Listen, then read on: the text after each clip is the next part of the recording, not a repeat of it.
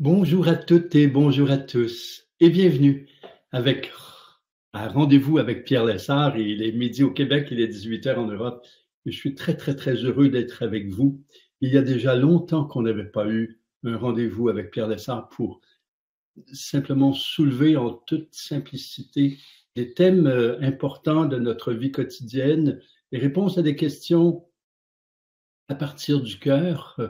On avait eu beaucoup de rendez-vous durant la période de la COVID. Et puis après, il y a eu tellement d'effervescence dans un sens et dans l'autre que, voilà, nous revoilà ensemble.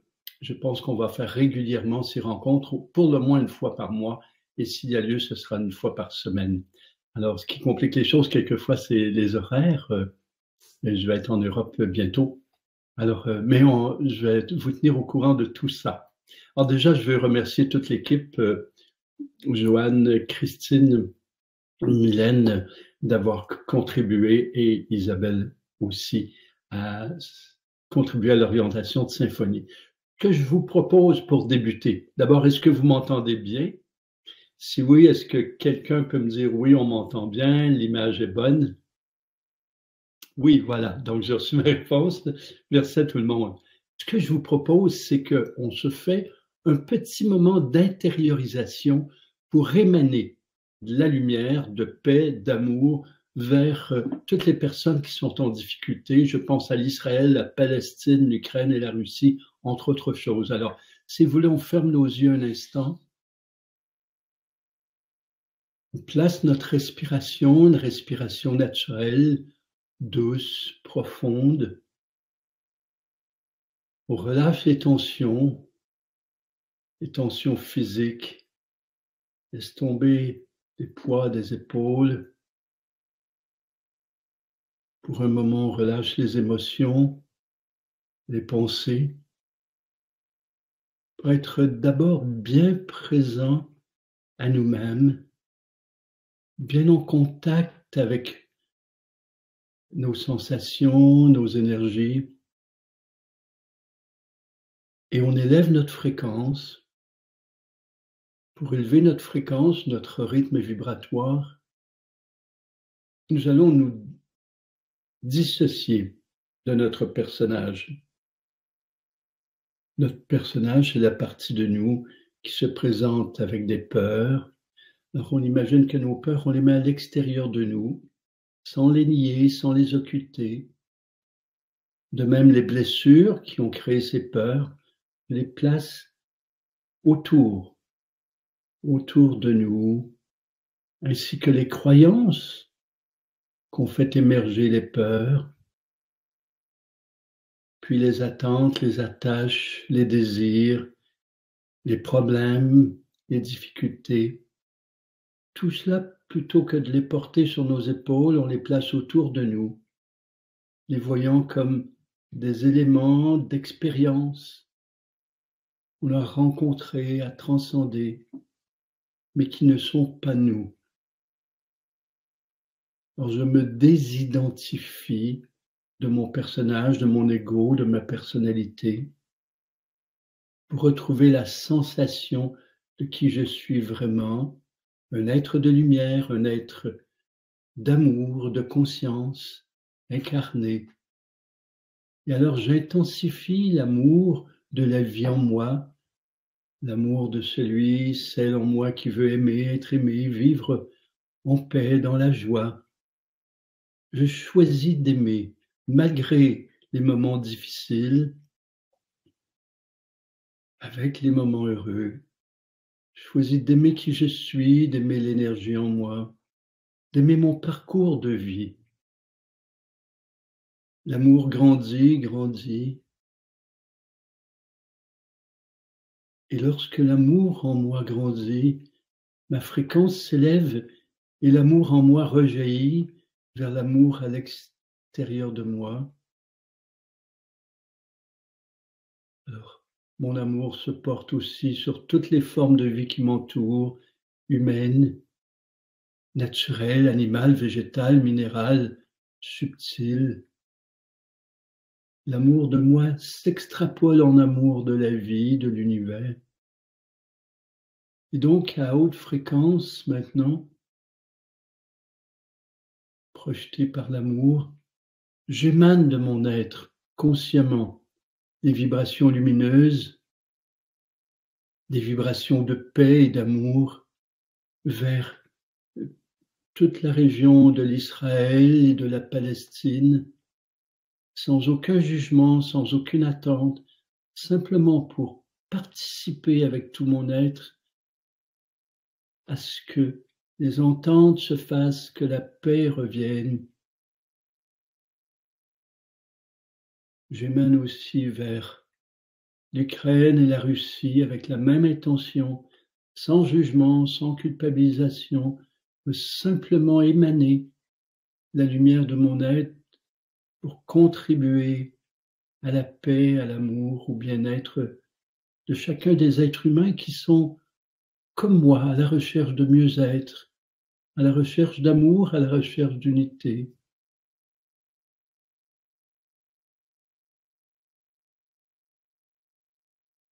Puis vers toute la terre entière, il y a des lieux, des régions, des familles que vous savez en difficulté, si vous êtes conscient de violence à un certain endroit, émanez vers cet endroit, émanez tout simplement avec beaucoup d'humilité, avec toute la grandeur et la beauté de votre être.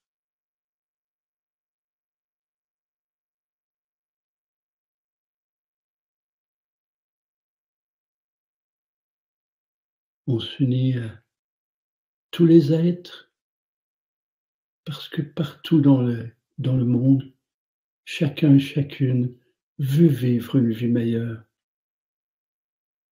Alors on s'unit à partir du cœur. Voilà, c'est notre contribution modeste et à la fois pure. Merci à tout le monde d'émaner comme ça, sans jugement. Il me semble que c'est important. On a envie, chacun d'entre nous, qu'il n'y ait pas de jugement posé sur soi. On n'a pas envie de se juger, on n'a pas envie d'être jugé. Alors, on émane comme ça, sans jugement vers les autres. Voilà. Alors aujourd'hui, on commence, comme je vous l'ai dit, à poser des questions, répondre. Commencez vos questions avec 1 ou 2 points d'interrogation, de telle sorte que je les identifie bien à travers les commentaires et les gens qui arrivent en disant bonjour, les gens qui repartent.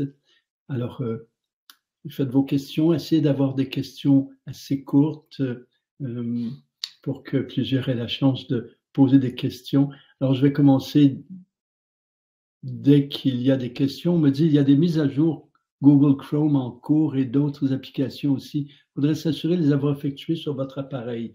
Donc, merci de ces commentaires. On a eu la même situation la dernière fois. Lorsqu'il y a des mises à jour, il se peut que votre image ne soit pas claire, soit brouillée. Il se peut que votre son soit brouillé. Alors, faites vos mises à jour sur vos appareils, ordinateurs et ou cellulaires ou tablettes pour que ça soit bon. Alors ici, j'ai une question de Jacqueline. Comment aider les enfants à vivre leur lumière, à s'éveiller? Eh bien, là-dessus, j'ai une proposition simple dans le sens où les enfants, en fait, qui se présentent maintenant sur Terre, sont des enfants que j'appelle d'un nouveau monde, qu'on les a appelés des enfants indigo, des enfants fuchsia, des enfants de cristal, sont des enfants qui se présentent avec des facultés que nous, on est en train d'éveiller, qui sont déjà éveillées pour eux, et qui se présentent beaucoup, les gens qui s'incarnent, pour contribuer à la transformation de ce monde. Or, malgré tout, ces enfants, ils apprennent beaucoup de nous, comme nous, on va apprendre d'eux. Alors, ce qu'on peut leur offrir, c'est le meilleur de nous-mêmes. Alors, la façon dont je propose, c'est vraiment de réaliser que vos enfants ont beaucoup appris de vous. Quand ils vous voient heureux, ils ressentent ce qui génère de la joie. Quand ils vous voient amoureux, ils ressentent l'amour. En fait, pour aider les enfants à s'éveiller, éveillons-nous. Soyons de plus en plus justement à un rythme vibratoire élevé. soyons de plus en plus en paix, soyons de plus en plus dans la joie, soyons dans l'amour, soyons dans la fraternité, dans la sollicitude, soyons déjà, nous, les êtres que l'on veut voir et que l'on veut côtoyer dans notre nouveau monde, le nouveau monde qu'on est en train de créer, un monde plus de paix, un monde de joie, un monde d'amour. Soyons le plus possible. Évidemment, il y a des soucis, il y a des difficultés, il y a des douleurs. Et comment on peut aider nos enfants, c'est d'être soi-même de plus en plus bien et fait d'être des modèles pour eux de bien-être. Et ils vont apprendre en nous regardant, comme ils ont appris à marcher en regardant les adultes marcher. Ça leur a donné envie de marcher, de se lever. Malgré qu'ils ont tombé, ils ont fini par marcher. Alors, c'est la même chose au niveau de l'amour, au niveau de la paix, au niveau de la joie. Dans le monde actuellement, il y a énormément de violence, il y a énormément de combats. On voit à travers les films, les jeux vidéo. Et ça donne tout de même un signal aux enfants que la violence, la guerre, c'est important. Donc, je trouve qu'on a à cesser ça. Je fais un appel au gouvernement partout dans le monde de décréter des règles pour lesquelles il n'y a plus de jeux vidéo qui utilisent la guerre, le combat. Et donc, on enlève ça des films, qu'on enlève la violence dans les films. Je trouve qu'il y a des vœux des gouvernements, des dirigeants, quelquefois, qui ne sont pas cohérents à cause de l'économie, parce qu'on voit que dans les films comme dans les jeux, il y a beaucoup d'argent impliqué. Mais si on veut être cohérent avec nous-mêmes, réellement cohérent, bien, on a à choisir de ne plus mettre cela. Alors, évidemment, si on ne les écoute plus, si on ne joue plus à ces jeux, progressivement, ils vont changer les jeux. Donc, essayons effectivement de créer un monde d'adultes meilleurs et les enfants vont certainement suivre la marche. Joël nous dit, est-ce que tu prévois aller au Mont Shasta en 2024? Oui, je prévois parce que au début, on s'était dit on va le faire aux 2 ans et je pense qu'il y a beaucoup de gens qui nous demandent d'aller au Mont Shasta, de vivre des expériences, d'abord d'entrer dans l'énergie. Les gens qui sont venus me disent souvent, il y a avant notre voyage au Mont Shasta et après. Donc, on va organiser un voyage au Mont Shasta en 2024. Ça devrait être soit en juillet ou en fin juillet ou en août. Voilà. Merci Joël de poser la question. Alors, Claudette nous dit bonsoir à tous, donc vous êtes en Europe. Je vis heureuse d'être là enfin, merci pour ce moment de présence, c'est gentil. Alors, Patricia nous dit comment manifester dans la matière? Faut-il plutôt s'appuyer sur le féminin ou le masculin? Et si, alors, il faut voir qu'est-ce que vous voulez manifester, donc vous manifestez ou manifester concrètement des événements, des situations, des créations. Là-dessus, j'ai fait un parcours qui est proposé en ligne sur justement à partir de l'intention. Le plus important, la force, la puissance, c'est dans l'intention. Je sais qu'il y a un secret quelque part qui est devenu très populaire où on a mis la puissance sur la visualisation. La visualisation est un outil qui est important, qui est intéressant. Mais la puissance est dans l'intention qui va orienter justement la visualisation. Vos intentions intérieures, quand vous voulez manifester quelque chose, attirer quelque chose à vous ou être attiré vers une situation, faire en sorte que ça se concrétise, ça se matérialise. Alors, soyez attentifs à votre intention, une intention pure, c'est-à-dire qui sert tout le monde et non pas simplement l'être, la personnalité ou l'ego, une intention qui est exprimée clairement, une intention justement qui est précise et qui est souvent inspirée. Je parle de l'intention énergétique, c'est-à-dire que quand vous voulez manifester quelque chose, allez ressentir, allez capter l'intention qui se précise à l'intérieur de vous. C'est dans l'intention qui est le pouvoir. Maintenant, appuyez sur le féminin ou le masculin et évidemment, je vais vous proposer de vous appuyer sur les deux, c'est-à-dire de faire en sorte que le masculin et le féminin en vous qui existent s'élèvent et s'harmonisent dans le sens où le le masculin va entraîner des inspirations, le féminin des sensations, et les deux ensemble vont favoriser le mouvement créateur. Très souvent, et dans différentes voies, on a transmis que c'était le masculin qui était créateur. Je parle beaucoup plus du féminin créateur, de la puissance créatrice qui est féminine, qui est du principe féminin et non pas de la femme. Il ne faut pas se mélanger. Le principe féminin est présent dans l'homme, il est présent dans la femme. C'est le principe créateur, donc c'est l'énergie créatrice. Maintenant, au niveau de utiliser ces aspects en nous, on va utiliser les deux aspects. Le masculin inspiré qui veut spiritualiser la matière, le féminin qui veut favoriser l'élévation de fréquence de toute la création. Voilà. Une question courte, une réponse courte, mais aussi que je trouve vraiment aujourd'hui importante. Faire en sorte que ces deux aspects de vous existent. Marjorie nous fait une longue question. Je rencontre une difficulté, notamment à faire coïncider l'amour inconditionnel que je peux expérimenter sur mon tapis de méditation de façon fugace dans la vie de tous les jours avec des situations de la vie qui posent problème ou à certaines blessures qui continuent à m'entraver. Malgré le travail sur moi d'introspection depuis plusieurs années avec des thérapeutes, je ne parviens pas à guérir cette partie de moi blessée qui expérimente le non-amour de soi, le manque de confiance, le manque d'estime, le manque de besoin de reconnaissance. Et si une partie de moi ne parvient pas à s'affirmer au travail, comme dans la vie personnelle. Alors, c'est très important ce que vous dites, Marjorie. Je pense que dans votre questionnement et l'expression de vous-même, vous rejoignez beaucoup de gens. Chacun a ses mots, mais vous parlez en fait d'un besoin qui est humain et qui est le premier et plus important besoin de l'être humain, c'est le besoin de reconnaissance. Et dans le monde, jusqu'à maintenant, le monde passé, on a trop souvent associé le besoin de reconnaissance à un besoin de reconnaissance professionnelle, un besoin de reconnaissance relationnelle, un besoin de reconnaissance matérielle. Or, ce sont des éléments plus extérieurs. Le véritable besoin de reconnaissance, c'est ce besoin de se sentir faisant partie de l'unité, faisant partie du tout, besoin de me reconnaître moi. Et ça, vous avez besoin, pour vous reconnaître, ça n'a pas nécessairement été stimulé chez vous comme chez la majeure partie des êtres humains.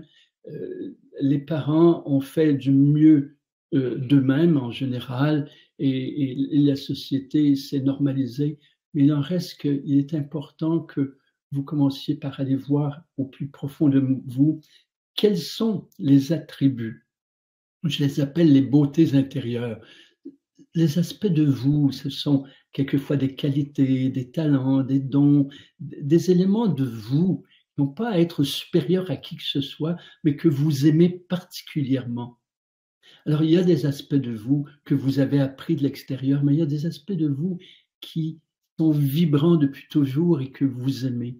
Alors, prenez le temps de bien identifier qu'est-ce que vous aimez en vous, qu'est-ce qui de vous vous fait vibrer, qu'est-ce que de vous vous donne envie de vivre. Alors, ça peut être des choses que vous voyez simples, mais qui sont grandioses. Par exemple, je veux dire, votre qualité d'écoute. Imaginons que vous dites, j'ai vraiment une belle qualité d'écoute des autres. Et cette qualité, non seulement elle est belle, mais vous l'aimez. Vous aimez cette qualité. Reconnaissez-la. Reconnaissez-vous dans cette qualité. Vous avez, par exemple, une émergence d'idées très effervescente. Aimez cela. On a appris à s'évaluer en fonction du résultat plutôt que de ce qui est là. Aimez l'effervescence qui est en vous, aimez votre patience, aimez votre écoute, aimez votre délicatesse, aimez votre bien. Identifiez-les d'abord et aimez ces aspects de vous, parce que c'est d'abord par l'identification et en honorant ces aspects en vous que vous allez vous reconnaître. Et plus vous vous reconnaissez dans ça, sans vous comparer, parce que si vous dites, par exemple, oui, j'apprécie ma patience, vous pourrez toujours identifier des personnes à l'extérieur de vous qui sont plus patientes que vous. Et la comparaison fait en sorte que vous avez tendance à vous minimiser, à vous réduire, à vous rendre inférieur. Alors, c'est vrai que très souvent, dans notre monde judéo-chrétien, on a vu une force divine supérieure et on s'est senti pauvre à genoux, comme inférieur.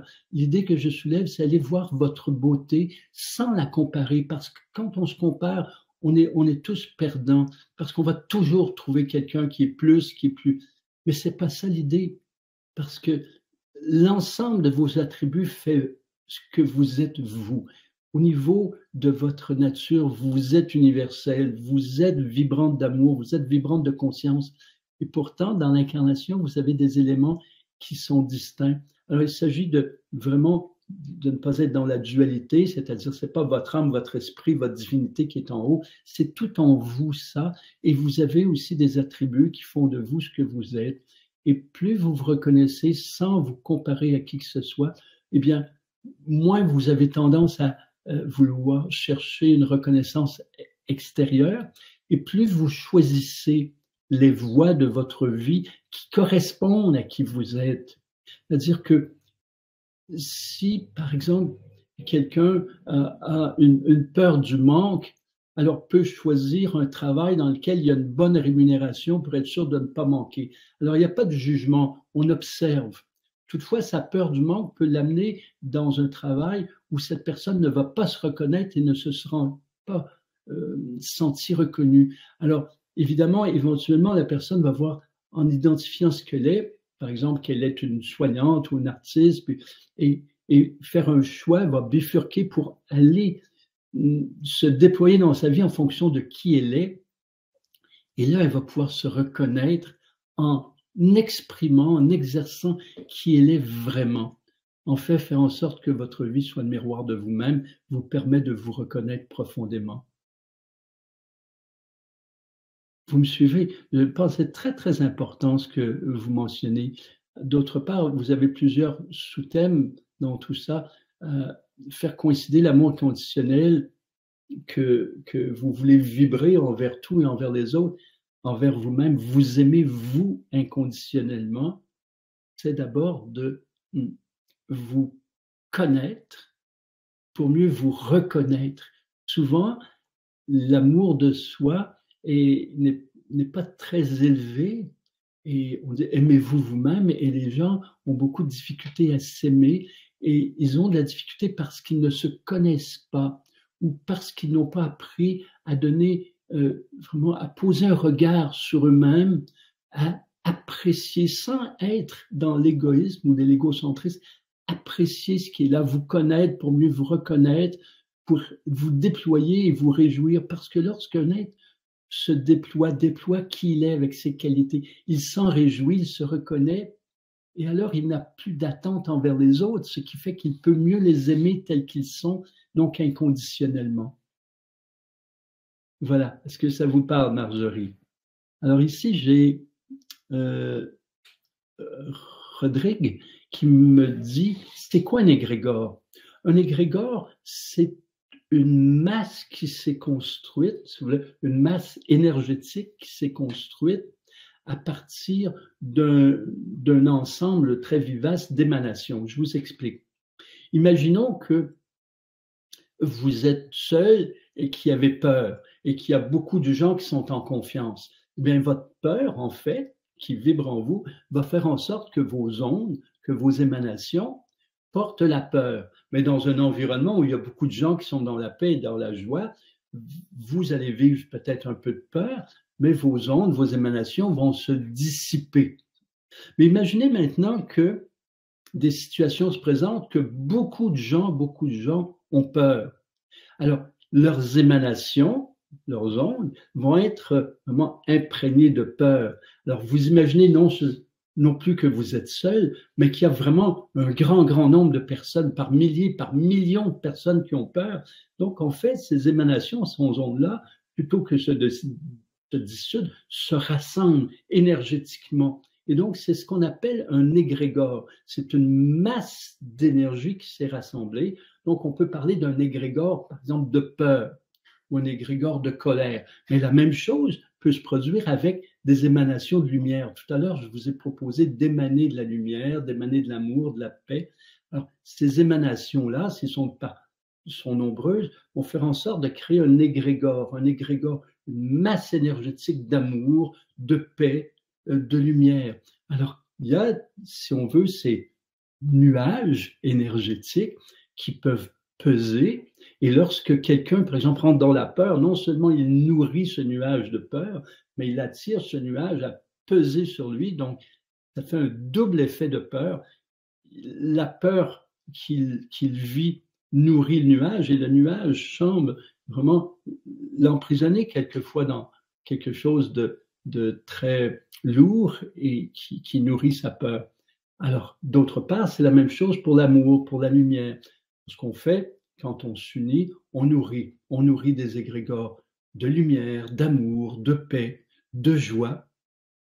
Et on va œuvrer avec ça à dissoudre justement les égrégores de peur, de colère, de critique qui sont nourris. Vous savez, dans cette période, il y a quelquefois, volontairement ou involontairement, je ne vais pas poser de jugement là-dessus, mais des situations ou des règles qui font en sorte que il y a beaucoup de peur. Dans la période qu'on vient de terminer, il n'y a pas si longtemps, on a joué beaucoup sur la peur pour que les gens puissent se protéger, mais ça crée des égrégores de peur. Ça crée aussi beaucoup de mécontentement, de colère. Donc, ça crée aussi des égrégores de colère. Donc, en contrepartie, on s'unit de plus en plus pour émaner des égrégores lumineux. Donc, c'est vraiment important. Nathalie nous dit, bon, merci, on passe à Nadine qui nous dit, comment l'école peut-elle accueillir ses enfants?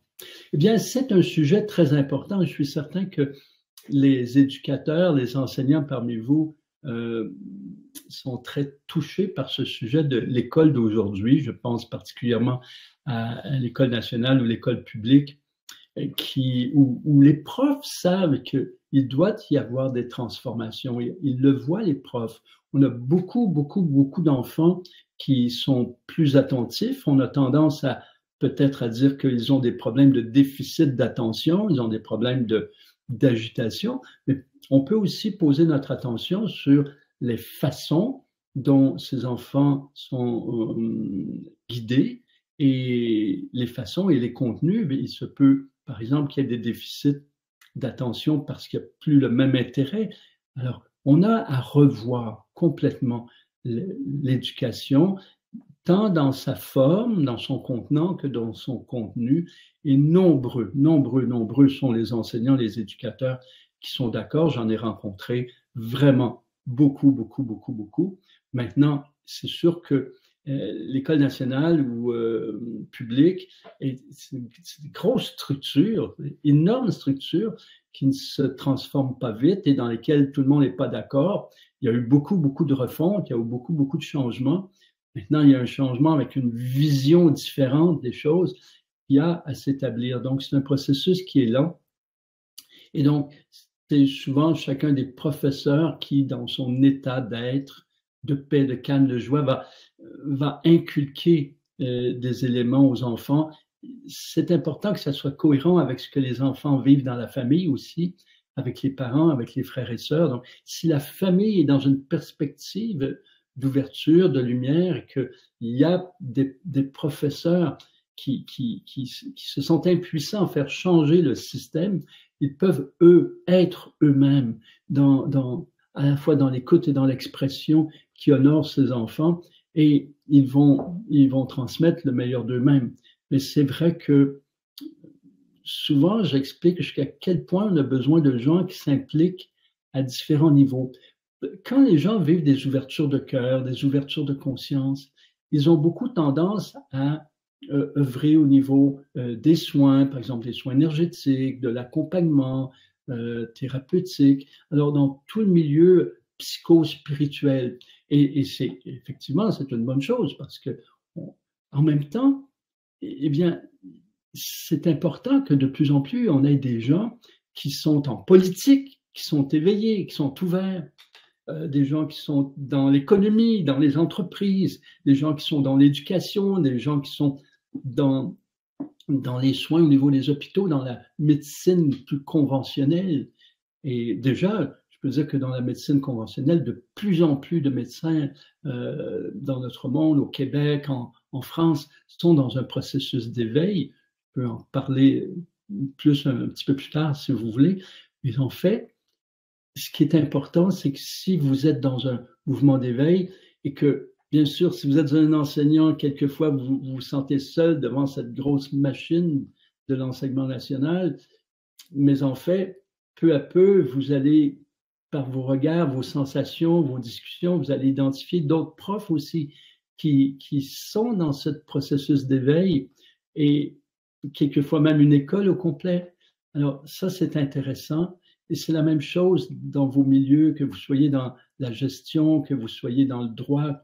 C'est important qu'il y ait des êtres de lumière là. Et souvent, vous quittez parce que vous vous sentez seul. Je parle à des gens qui œuvrent dans le système bancaire et tout ça. Ils savent que ce système-là est pas naturel pour l'être humain de la façon dont il fonctionne. Mais si les êtres de lumière qui sont là, des êtres d'amour, sortent de ce système bancaire, mais comment il va évoluer ce système? C'est juste des gens qui ne sont pas dans la conscience. Je sais que c'est difficile, si vous êtes dans la conscience, de rester dans des milieux comme ça qui sont plus lourds, plus fermés. Et en même temps, on a vraiment besoin que de plus en plus des gens ouverts soient dans tous les milieux. Alors, donc, il y a aussi une cohérence qu'il faut y avoir, se rencontrer, se parler, voir où sont les gens. Au niveau de l'école, évidemment, il y a des écoles de plus en plus parallèles. Alors, il y a bien sûr des grands classiques, Montessori, École Steiner, qui datent aussi, qui ont besoin aussi d'être actualisés. Ça, c'est certain, mais qui ont des systèmes éducationnels. L'éducation Waldorf, par exemple, de Steiner, c'est une éducation qui est extraordinaire. Elle a besoin, comme tout secteur, a besoin d'être actualisé, d'être modernisé. Mais il reste qu'il y a de plus en plus de voies parallèles. Et c'est ce qui se passe au niveau des soins aussi. Il y a de plus en plus de médecine alternative et qui prennent en considération l'aide dans son entièreté. Alors, dans l'école, c'est un peu la même chose. Il y a des écoles alternatives. Eh bien, vivement que les écoles publiques, comme la médecine publique, eh bien, s'ouvrent aussi à tout cela. Lise nous dit, lors de la fusion des trois corps, j'imagine la fusion et la lumière qui se diffusent, mais ne le sent pas. Est-ce que je vais la sentir avec le temps? Alors, Lise nous met en relation avec le processus d'équilibre énergétique que j'offre à tous, que vous allez retrouver sur le site de Symphonie, c'est gratuit. Donc, c'est un processus qu'on va faire, que je propose de faire tous les matins en débutant sa journée, qui va durer entre 10 et 20 minutes selon le temps que vous y accordez, pour laquelle il y a une vidéo qui peut vous guider. Donc, dans la fusion des trois corps, il y a ici un aspect symbolique et un aspect vraiment énergétique. La fusion des trois corps a pour but de dissiper la dualité de l'être et de retrouver son unité, l'union, c'est-à-dire de se sentir soi incorporé dans la vie quotidienne, tout en étant un être d'amour, donc tout en étant une âme et un être d'amour, tout en étant un esprit, un être de conscience. Vraiment un avec soi dans son entièreté et donc ainsi un avec le tout. Alors, il y a un processus symbolique qui est utilisé, c'est-à-dire où on symbolise l'âme qui vient retrouver l'esprit, l'âme et l'esprit pénètrent le corps. Alors, il est clair que la sensation provient de vous, non pas des gestes, non pas de la symbolique, non pas des images, mais vraiment de vous, c'est-à-dire vous qui intensifiez votre énergie de vie, votre envie de vivre sur Terre, votre énergie d'amour, votre énergie de conscience, et c'est vous qui allez créer la sensation. Le processus lui-même ne créera pas la sensation avec le temps, mais vous, en vivant l'union, l'unité, en vraiment choisissant d'être vous incarné et à la fois d'être vous, une âme et un esprit divin manifestés tous les jours, vous allez sentir tout à coup cette intensité énergétique en vous. D'abord, je parle d'intensité, après ça peut-être d'état de grâce et d'extase. Et souvent, quand je le guide, je dis, au moment où la symbolisation de la fusion des trois corps se fait, créez une extase, c'est-à-dire vous, par votre joie de vous unir à tout ce que vous êtes, ben vous allez créer une extase, une sensation d'énergie qui vous remplit. Voilà. Et c'est très important parce que c'est la grande difficulté de l'être humain dans son processus d'évolution, c'est la dualité, alors qu'on a à vraiment retrouver cette sensation, oui la conscience, oui la compréhension, mais la sensation qu'on est un et exister ainsi dans la vie quotidienne. Or, en plus, lorsque on vit cette intensité du un, eh bien, notre champ d'énergie, on peut appeler aussi le champ aurique ou les auras, le champ d'énergie autour de nous, bien, devient de plus en plus puissant, intense. Et auparavant, il y avait, je retrouve son nom plus loin, c'est Patricia qui nous disait comment manifester dans la matière. Une façon de manifester dans la matière, je disais, c'était de projeter son intention. Or, son intention, elle se projette avec beaucoup plus de puissance lorsque le champ d'énergie est puissant, est intense. Alors, c'est la fusion, être une âme, un esprit, être amour, conscience, c'est à la fois être dans un corps incarné, créateur. C'est cette fusion-là qui va faire qu'on est dans l'unité et va faire en sorte que notre champ d'énergie soit vibrant, soit intense. Et lorsqu'on a une intention, ça projette avec puissance notre intention et ça fait en sorte qu'on attire avec force et le plus juste pour nous dans notre vie. Donc, pour manifester des choses, c'est extrêmement important pour sentir un mieux-être, une force créatrice. Pas un pouvoir sur qui que ce soit, mais une force créatrice, une force significatrice avec les autres aussi. Ici, on a une réponse de Thibaudot ou de Vincente. Je pense que c'est Vincente, votre prénom. Comment répondre à un enfant qui voit des entités? Que lui dire à ce sujet? Alors, ce qui est intéressant, c'est peut-être d'abord qu'il n'y ait pas de réaction négative, au contraire, qu'il y ait un intérêt. Alors, s'il y avait un enfant près de moi qui me disait « je vois telle chose », je lui demanderais, avant de déclarer « voici, ce sont des entités », je lui demanderais « tiens, qu'est-ce que tu vois? Tu peux m'en parler, je trouve ça intéressant. » Et donc, avec un voix, une tonalité, des mots qui n'incitent pas la peur. Est-ce que tu te sens bien avec ces visions-là? Et l'enfant va vous dire si ça lui fait peur. Ça lui fait peur. Pourquoi? Parce que c'est pas beau, parce que c'est laid, parce que tu te sens en danger, ou juste poser des questions pour qu'il vous parle de son environnement. C'est naturel chez les enfants d'avoir des facultés qui sont plus éveillées. En fait, je pourrais dire ça autrement en disant, c'est naturel que les facultés soient éveillées et selon la guidance qu'on a reçue, eh bien, ces facultés ont pu se voiler dans nos vies. Alors, les enfants peuvent voir par exemple le corps éthérique, peuvent voir des auras, peuvent voir des manifestations d'entités qui sont là, qui existent, d'autres formes de vie qui se manifestent, quelquefois par des lumières ou des silhouettes. Alors, ça existe, ça fait partie d'une réalité. Toutefois, souvent, on s'en rappelle plus, mais dans notre enfance, on s'est rendu compte que les adultes ne portaient pas attention, qu'il n'y avait pas d'intérêt, et même peut-être que vous faites dire cesse de rêver, cesse d'imaginer des choses. Donc, vous avez inconsciemment, mais posé des voiles sur des informations qui vous parvenaient par des facultés qui étaient éveillées. Donc là, ce qu'on veut, c'est en fait aider cet enfant à mieux comprendre. On ne veut pas qu'il pose ses voiles, on lui parle. Alors, on va voir s'il y a des entités, c'est naturel qu'il y a des entités. Alors, qu'est-ce que tu vois? Tu vois une grand-maman, tu vois... Et donc, amener vraiment à ce qu'il n'y ait pas de peur, parce que ces entités n'ont pas de pouvoir négatif chez la personne qui a pas dont le rythme vibratoire s'élève dans l'amour, donc ce soit amoureux. Vous pouvez aussi dire, c'est d'autres formes de vie que tu captes, qui vivent dans une autre dimension, qui vivent en parallèle de nous. Et dépendant de l'âge de l'enfant, vous pouvez dire, c'est comme lorsque tu regardes, par exemple, des bandes dessinées à la télé ou dans l'ordinateur. C'est des formes de vie qui vivent différemment, donc ces formes de vie vivent différemment. Alors, donc, parler avec une ouverture de tout cela, lui permettre d'en parler pour essayer d'être inspiré par la suite. Comment lui répondre pour qu'il n'ait pas peur de cela et qu'il voit ça comme naturel et que ses facultés restent éveillées. Martin nous dit comment émaner plus de lumière. Alors, vous êtes lumière, ça c'est intéressant. On est des structures énergétiques.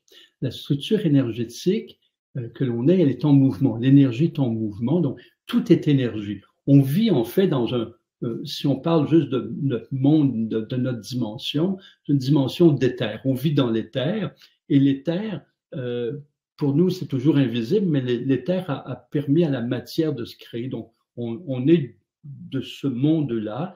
On est une structure énergétique qui est en mouvement. Donc, on est de l'énergie en mouvement. Et cette énergie en mouvement provoque, génère tout le temps de la lumière et des sons, donc des ondes sonores et des ondes lumineuses. Alors, on génère de la lumière. C'est en fonction du rythme vibratoire qu'il y a plus ou moins de lumière qui est générée. Alors, il y a des éléments qui diminuent le rythme vibratoire, par exemple des états maussades, des états de peur, de colère ou de honte ou de jalousie, d'envie, d'impatience, d'intolérance.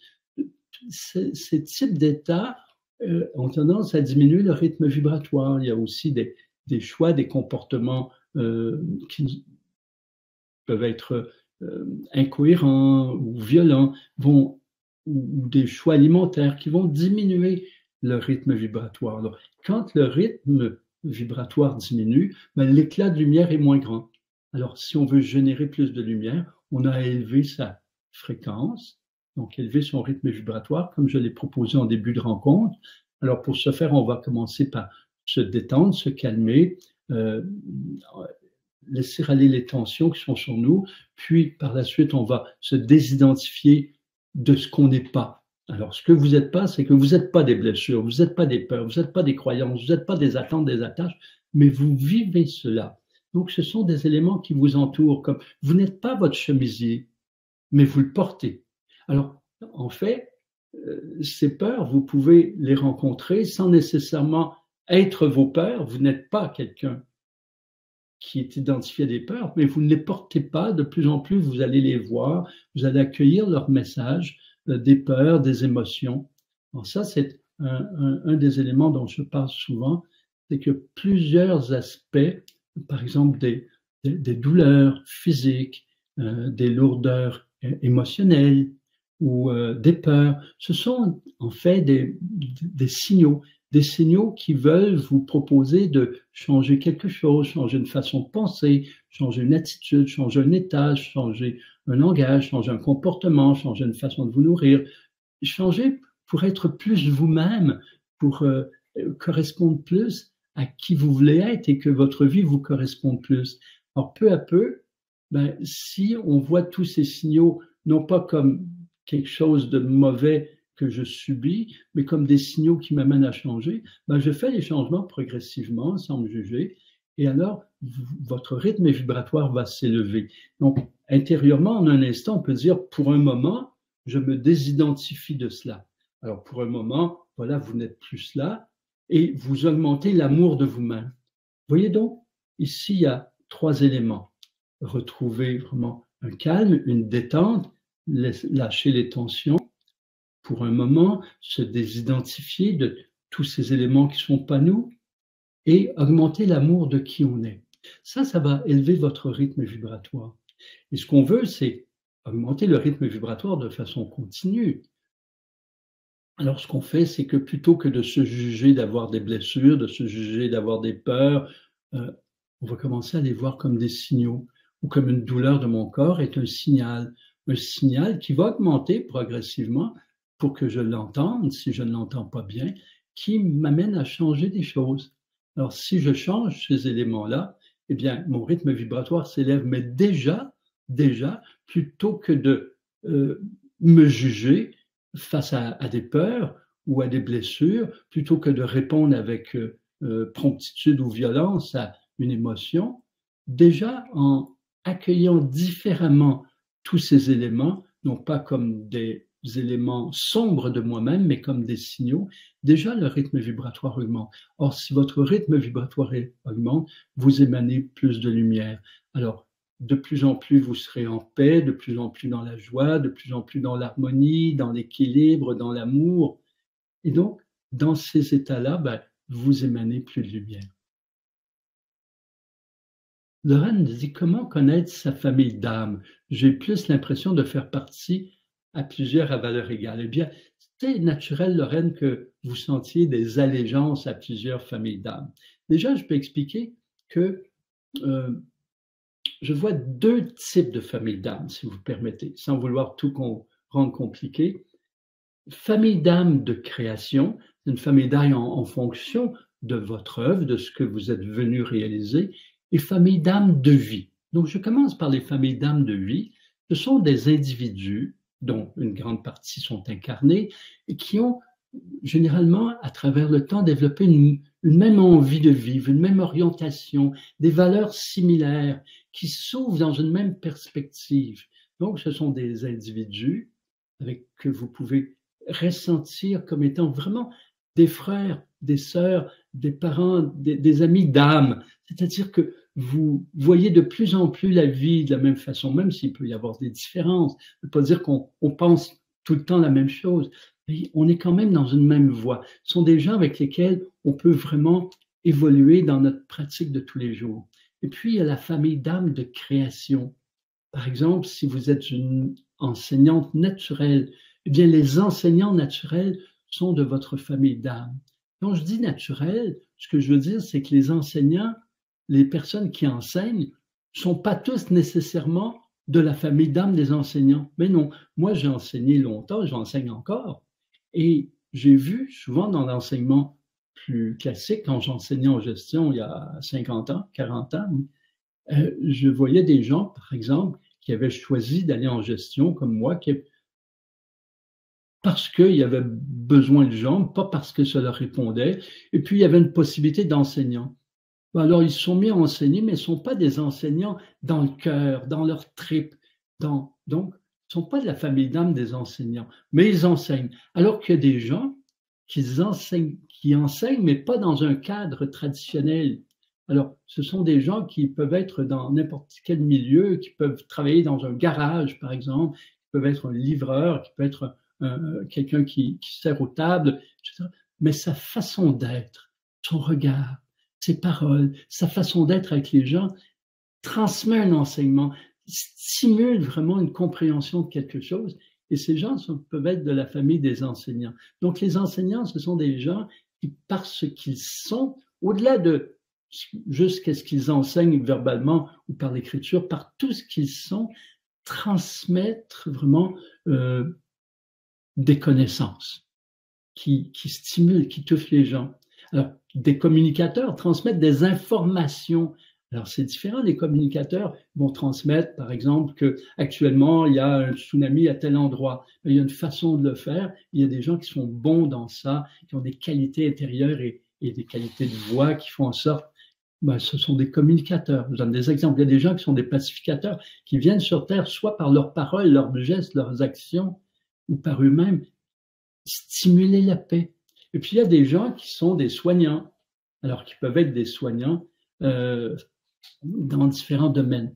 Maintenant, pour aller plus précisément vers votre question, Lorraine, c'est que quelquefois, je l'ai vécu moi-même, j'offrais des soins, je me rappelle, j'ai offert beaucoup de soins, et donc, j'avais l'impression que j'étais dans la famille des soignants. Et puis, je me suis mis à enseigner les soins. Donc, je me suis dit, est-ce que je suis un enseignant ou un soignant?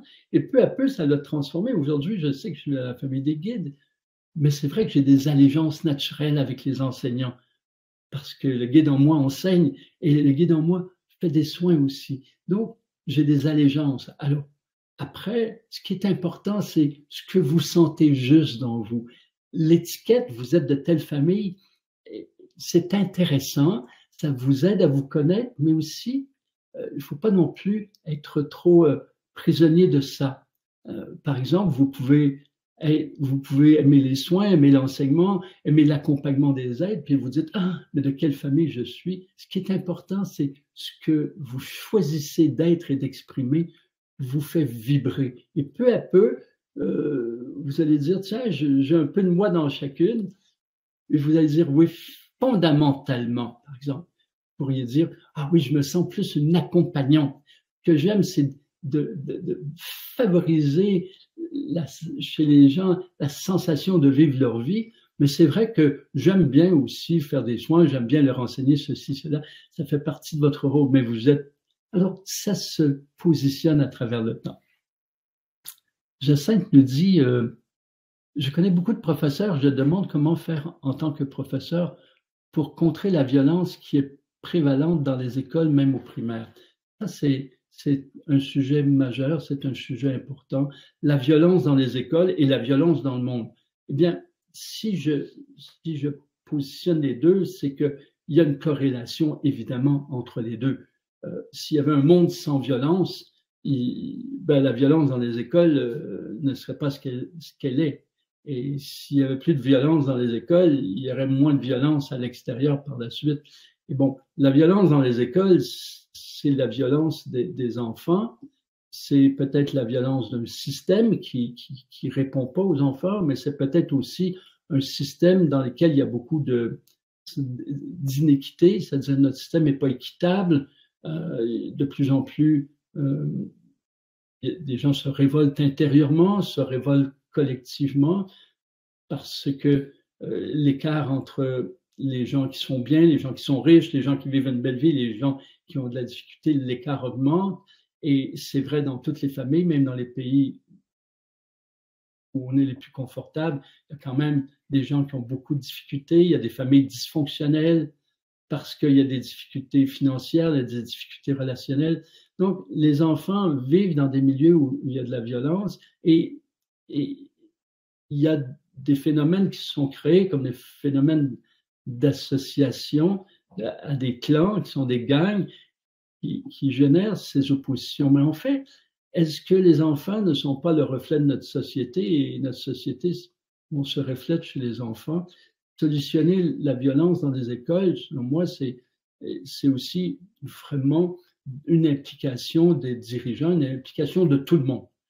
Alors, si par exemple chaque personne choisit vraiment de capter ce qui est violent en lui pour le transformer, et quelquefois c'est une tonalité, quelquefois c'est un geste, quelquefois c'est un regard, quelquefois c'est une parole, il y a une violence psychique, psychologique, il y a une violence verbale, il y a une violence physique.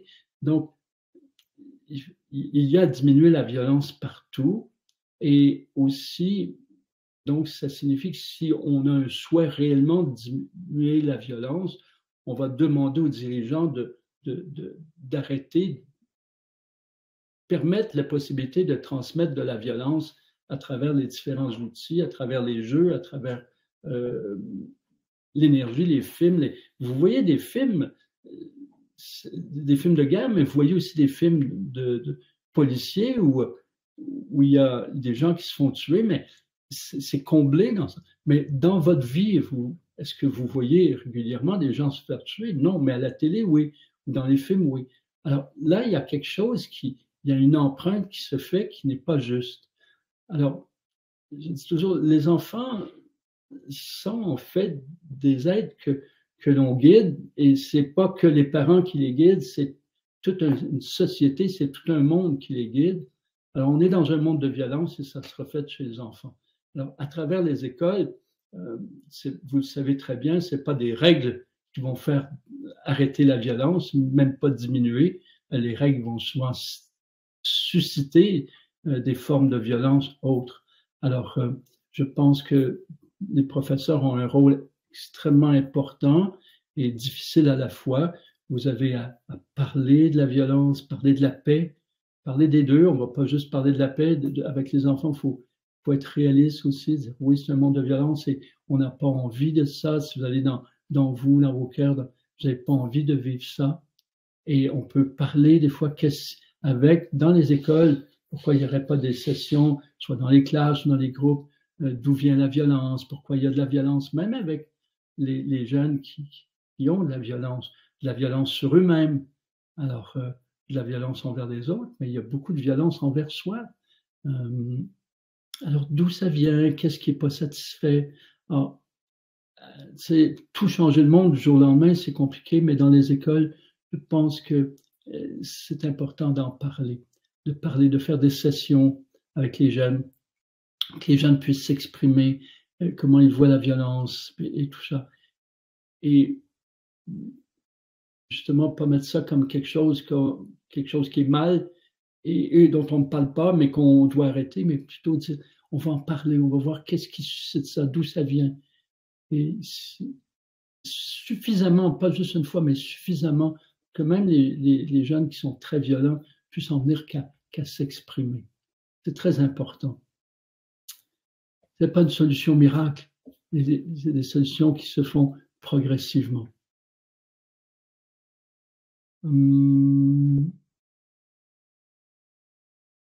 Alors ici, Jean-Louis nous dit, je garde de bons souvenirs de nos rires et nos plaisanteries.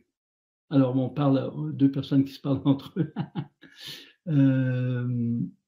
Lorsqu'on pratique la méditation pour dialoguer avec nos cellules, si nous ne connaissons pas nécessairement la source d'un mal, comment s'y prendre? Alors, bon, Marie, c'est Marie Normand ou Normand Marie. Alors, ici, vous faites référence au dialogue avec les cellules. Donc, je veux juste dire qu'aujourd'hui, on nomme méditation toute intériorisation. Pour moi, c'est un peu différent. Pour moi, c'est une intériorisation guidée dans laquelle on va être en un dialogue, dans lequel on va être en relation avec la conscience cellulaire, les consciences des tissus de notre corps qui sont abîmés, etc. Le but du dialogue avec les cellules, c'est vraiment de entendre le signal de notre corps nous invitant à transformer. Par exemple, vous avez une douleur à l'épaule, vous avez une douleur à l'estomac, plutôt que d'attendre que ça dégénère, vous pouvez vivre cette intériorisation de 22 minutes durant laquelle vous allez demander et écouter vos voix intérieures qui traduisent ce que votre estomac ou votre épaule, par sa douleur, veut vous signaler. La douleur, c'est un signal. C'est comme si, par exemple, vous mettez votre réveil matin pour vous réveiller. Donc, le réveil matin, vous savez très bien que lorsqu'il sonne, c'est un petit malaise. Vous êtes endormi et tout à coup, ça se met à sonner. Si c'était quelqu'un à qui vous demandiez de vous réveiller, ben, la personne vient et elle vous secoue un peu gentiment, mais si vous ne vous réveillez pas, elle va vous tapoter plus fort. Et là, c'est un malaise. Alors, si vous demandez, mais pourquoi tu me fais ça? La personne vous dit, parce que tu m'as demandé de te réveiller.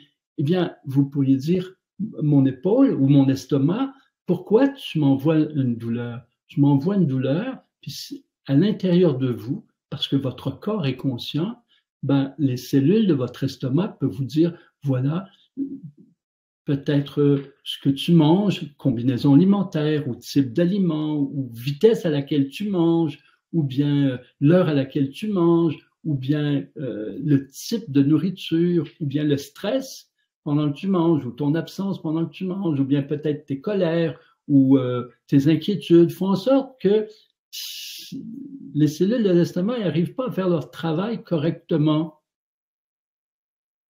Alors, ils te disent, en fait, ce qu'on t'invite à faire, c'est diminuer ton stress, de telle sorte que l'estomac puisse mieux. C'est un exemple que je donne, évidemment, il y en a des milliers. Le but, en fait, c'est pas d'arriver à la source du mal. Toute difficulté physique a une source physique qui, elle, a une source psychique, soit émotionnelle ou mentale, ou généralement plus émotionnelle que mentale, qui est associée à une blessure. Mais en fait, le but et le processus du dialogue avec les cellules n'est pas d'arriver à identifier la source du mal et ne demande pas que vous sachiez la source du mal, mais vous avez mal. Si c'est un mal général et vous ne savez pas où il est dans le corps, vous demandez à l'ensemble de votre corps, voilà, vous dites mes cellules, parlez-moi de ce que vous voulez me faire comprendre par un malaise généralisé. Et si vous avez un malaise dans le ventre, mais vous ne savez pas qu'est-ce qui vous fait mal, est-ce que ce sont par exemple vos ovaires, est-ce que ce sont vos intestins, ben, vous pouvez dire, tiens, les cellules des tissus de mon ventre, parlez-moi de ce que j'ai à transformer. Alors, le but n'est pas de solutionner la source physique, le but est de dire, tiens, voici, je vais transformer quelque chose qui est à la source. Donc, en fait, vous demandez à vos cellules de vous parler de la source réelle.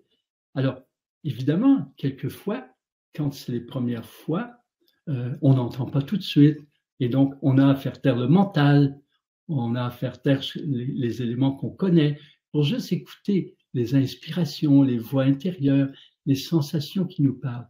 Mais peu à peu, en revivant le dialogue, vous emmenez qu'à entendre des choses qui sont quelquefois étonnantes et qui sont réelles, qui sont vraies. Stella nous dit, lorsque j'étais enfant, l'amitié était quelque chose de simple et facile. Depuis l'adolescence, je n'ai plus vécu cela. J'éprouve certes de la gratitude, du respect, confiance, etc., mais j'ai perdu le goût de l'amitié. J'en ai même peur d'être envahi. Que me conseillez-vous pour briser le mur que j'ai moi-même construit?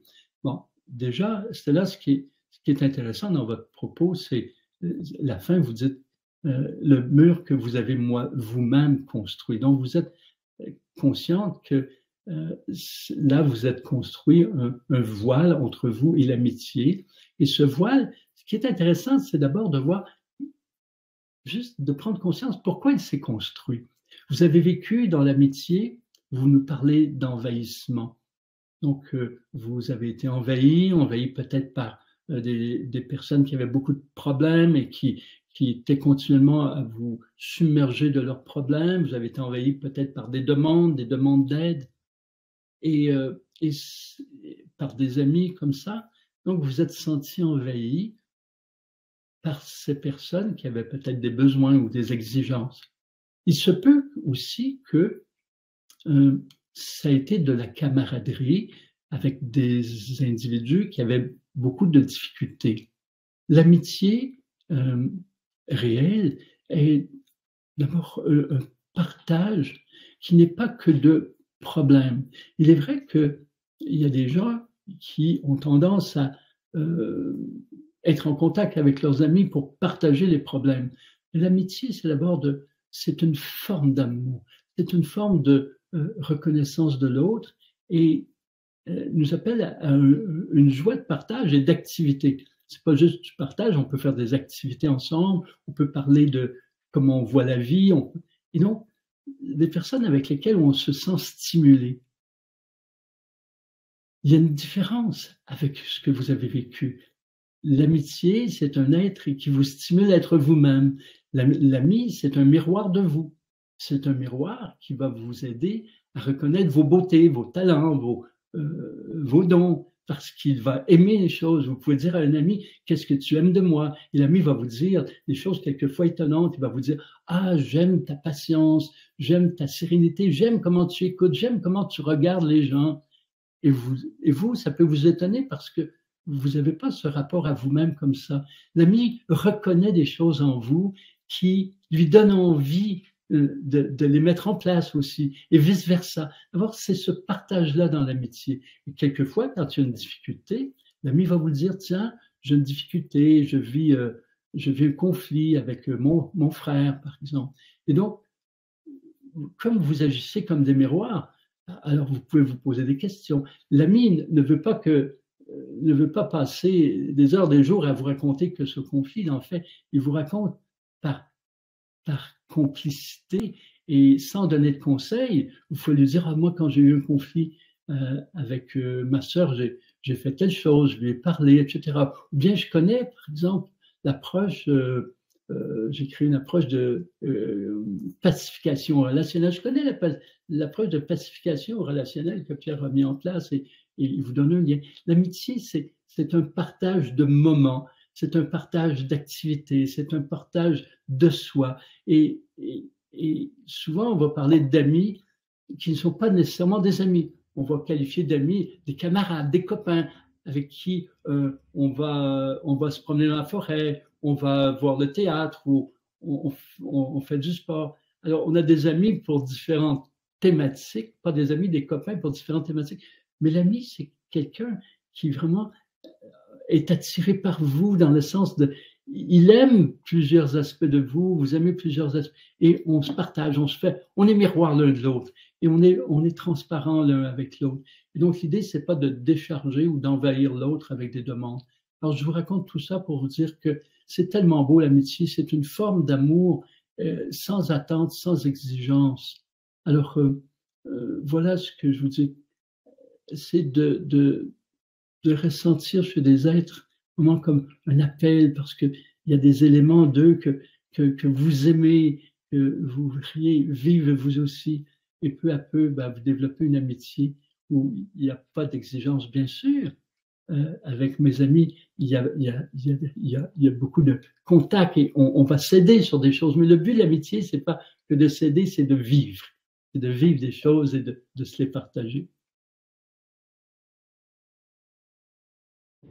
Quel est le sens de ce chaos mondial? Merci. Bon, vous parlez du chaos actuel. Eh bien, on peut se poser des questions. Est-ce que le chaos est construit de l'extérieur ou il se construit de l'intérieur? Tout comme, par exemple, et je trouve intéressant de prendre des fois de regarder sur un microcosme, tout comme le chaos qu'on peut créer dans une maison, dans une famille. Alors, par exemple, un jour, vous vous rendez compte qu'on vous écoute pas à la table et puis vous commencez à dire non, mais on m'écoute pas, on devrait s'écouter. Et puis, peu à peu, là, il y a des petits conflits qui se soulèvent. Puis de ces petits conflits-là, il y en a un qui va transmettre que c'est pas équitable, t'as plus de desserts que moi. Et peu à peu, tout à coup, on soulève toutes les iniquités, puis les charges, et ça devient chaotique. Est-ce qu'on n'a pas créé ce chaos dans notre monde à partir de peur du manque ou à partir de besoin de pouvoir? Mais pourquoi il y a un besoin de pouvoir? Le besoin de pouvoir n'est-il pas une peur de manque? Quand vous réalisez, que vous sentez que vous avez ce qui est nécessaire pour vivre dans la vie, que vous avez des relations, vous avez que la vie vous offre ce que vous avez besoin. Est-ce qu'on a besoin d'être dans un système de performance, dans un système de comparaison? Est-ce qu'on ne l'a pas créé nous-mêmes en tant que collectivité humaine, progressivement à travers les âges, d'une part dans le rapport homme-femme, en emprisonnant toute la femme et en faisant en sorte que l'évolution de notre monde soit davantage scientifique et technologique que d'une évolution humaine. Et là, on se rend compte qu'on est vraiment dans un moment d'évolution humaine. Il y a de plus en plus la femme qui est considérée dans tout ce qu'elle est. Et donc, l'arrivée depuis plusieurs années de la femme, c'est pas encore fini là, dans le monde d'emprisonner la femme. Il y a encore des pays où la femme n'est pas libre, mais cette forme de libération du féminin permet de plus en plus que les vraies valeurs évolutives se mettent en place. Et donc, est-ce que le chaos n'est pas venu vraiment de tout ce qu'on a vécu? Et le chaos n'a-t-il pas vraiment aussi comme sens de nous réveiller? C'est-à-dire que, vous savez, les difficultés dont je parle, puis qui sont dans le monde actuellement, c'est pas équitable, et puis, etc., mais on les avait il y a 60 ans, on les avait il y a 100 ans. Mais là, le chaos est rendu à un tel niveau que ça fait plus sens. Alors, c'est tout comme si, par exemple, eh bien, on est dans une famille dysfonctionnelle et il y a un individu de la famille qui vit dans cette famille et qui voit bien que c'est dysfonctionnel, ça marche pas bien, mais à un moment donné, ça atteint un tel niveau chaotique et un tel niveau de violence que la personne dit, moi, non, mais là, je vais faire éclater cette famille-là parce que on va nulle part avec ça. Est-ce qu'on n'est pas en train de se dire, bon, voilà, il faut changer tout, il faut changer tout, tous les systèmes politiques, économiques, sociaux, parce que ça ne fait plus sens, parce que les gens ne sont pas heureux, les gens ne sont pas bien, les gens sont en déséquilibre physique, psychique. Alors, est-ce qu'il n'y a pas un mouvement qui fait que quand on s'en va dans une direction qui n'est pas juste pour l'être humain, juste en termes de équilibrée, harmonieuse, est-ce que ça ne crée pas un chaos tel qui fait en sorte que ça a explosé, que nos systèmes ne sont pas en train d'exploser? On en a parlé beaucoup de l'école. Est-ce que le système éducationnel ne va pas exploser? Est-ce que le système de santé ne va pas exploser pour qu'on construise des systèmes qui répondent plus à ce qu'est l'être humain? Donc, dans ce sens, le chaos mondial, alors autant au niveau économique, politique, à tout niveau, est-ce que c'est pas le résultat de tout ce qu'on a créé qui vient tout à coup nous dire, tiens, il faut changer tout ça parce que ce que vous avez mis en place ne respecte pas l'être humain, ne permet pas vraiment que tout être humain ait la même valeur qu'un autre être humain, qu'il soit où qu'il soit né et quelle soit sa famille. Alors, c'est la façon que je vois les choses, c'est-à-dire qu'à un moment donné, est-ce que ça ne se produit pas de la même façon dans votre corps? Est-ce que tout à coup, par exemple, si quelqu'un n'est pas attentif ou ne connaît pas et il ses comportements, ses attitudes, le stress, sa nourriture, est-ce que peu à peu, il ne se crée pas un désordre dans son corps, un organe qui fonctionne moins bien, un autre qui fonctionne moins bien, il y a un peu de maux de tête, il y a un peu de migraine, et puis tout à coup, il y a des ulcères d'estomac. Et à un moment donné, là, il se dit, tiens, il y a un chaos dans mon corps, les organes fonctionnent moins bien, on dirait que tout est à l'envers. Est-ce qu'au départ, il n'y a pas un signal que quelque chose ne va pas? Et peu à peu, ben, si ça ne change pas, ça prend des proportions telles que la personne, tout à coup, réalise, ben, j'ai à tout changer, j'ai à changer ma façon de penser, mes états, mes attitudes, ma nourriture, etc., pour retrouver de l'équilibre, de l'harmonie. Alors, ce qui se passe dans votre corps, est-ce que c'est pas la même chose? Est-ce que l'humanité n'est pas comme un corps, une structure humaine qui n'a pas toujours écouté les signaux et qui a maintenant besoin de se transformer? Vous me suivez, j'espère. Alors, on a Michel qui nous avez-vous des commentaires de symptômes ou de changements dans leur vie à la suite de tel atelier activation de la mutation des glandes? Pour ma part, j'ai chopé un virus qui m'a amené à jeûner pendant 4 jours. Eh bien, c'est intéressant. Michel fait allusion à une activité qui s'appelle activation des mutations des glandes et des chakras. Donc, la mutation, elle est favorisée par une élévation de rythme vibratoire. Donc, dans cet atelier, on voit vraiment l'importance d'élever son rythme vibratoire et tout un ensemble de méthodes pour favoriser une stimulation des choses. Alors, ici, elle nous dit que par la suite, elle a chopé un virus. Alors, quand on chope un virus, alors, c'est un petit peu comme, par exemple, si vous allez dans une soirée et que quelqu'un a des éléments de grippe ou de rhume, mais certains vont le choper et pas d'autres.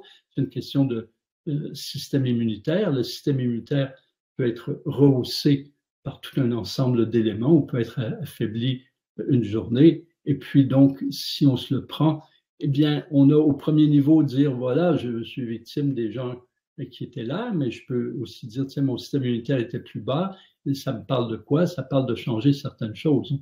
À la suite de l'atelier, vous demandez, j'ai beaucoup de commentaires de symptômes. Non, je n'en ai pas des commentaires de symptômes. J'ai des symptômes à l'inverse où des gens sont plus stimulés, des gens sont plus éveillés. C'est un élément qui stimule. En fait, le but, c'est de stimuler les changements et non pas de les provoquer instantanément chacun. On a des changements qui se font dans nos corps, au niveau des glandes, au niveau des chakras. Le but de cette rencontre, c'était de stimuler, d'activer le processus de changement. Et il est vrai que dans le changement, il y a des moments où on se sent moins bien parce que quelque chose est en changement. Je donne souvent l'exemple, une analogie avec une rénovation. Si vous rénovez la cuisine dans votre maison, mais que vous vivez toujours dans la maison, eh bien, vous allez vivre un changement majeur. Mais pendant le changement, évidemment, il y a de la poussière, il y a du bruit et c'est moins agréable de vivre dans la maison, mais après, ça va être pour le mieux. Là, on stimule les changements pour qu'ils se fassent plus intensément, plus rapidement et que vous en ayez le plus rapidement possible les résultats positifs. Maintenant, je n'ai pas tendance à associer le virus que vous avez pris directement à l'activité qu'on a faite. Alors, il y a plusieurs causes, on peut voir là-dessus. Mais à votre question, Michel, non, je n'ai pas de symptômes ici négatifs qui ont été transmis. C'est plutôt l'inverse. D'abord, une stimulation profonde, tant physique que psychique ou énergétique. Voilà. J'espère que vous allez bien. Quand vous faites le jeûne, l'avantage du jeûne, c'est aussi si vous méditez pendant le jeûne et que vous retrouvez plus de calme, plus de paix, eh bien votre rythme vibratoire s'élève, ça augmente votre système immunitaire et vous pouvez vous repousser ce virus à l'extérieur de vous. J'espère que tout va bien maintenant.